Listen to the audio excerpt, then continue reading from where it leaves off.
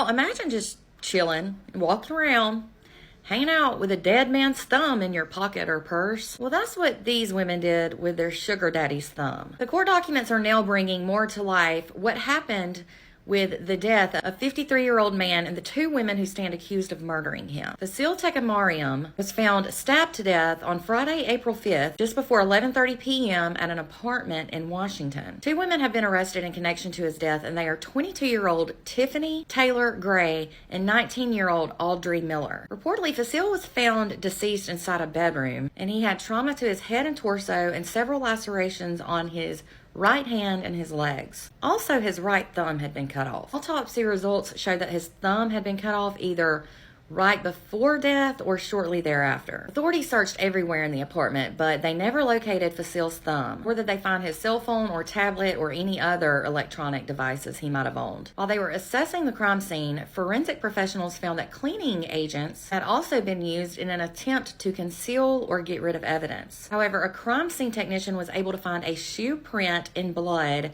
on the ground, and it was near the bed or on the floor. Detectives also looked at surveillance footage of different cameras that were near the area, and using that footage or images, they were able to narrow down a list of suspects. The list did include both Tiffany and Audrey. A still image showed Fasil and Audrey walking into the apartment near the elevator. They were walking towards the elevator just 4 days before he was found dead. A few hours after that, Tiffany and others also tried to enter the building, and they later got entry by following a resident inside. Over the next few days, it was said the suspects went to and left Fasil's apartment several times. The suspects allegedly stole several items from his apartment, and a search inside revealed that electronic devices and household items had been stolen. After authorities spoke to several witnesses, they received a tip saying that Tiffany was involved and that Fasil was her sugar daddy. It was also tipped off to detectives that Tiffany used Fasil's thumb to get money. She would use that to get money from his accounts. The witnesses claimed to have watched Tiffany pay for an Uber and alcohol and weed,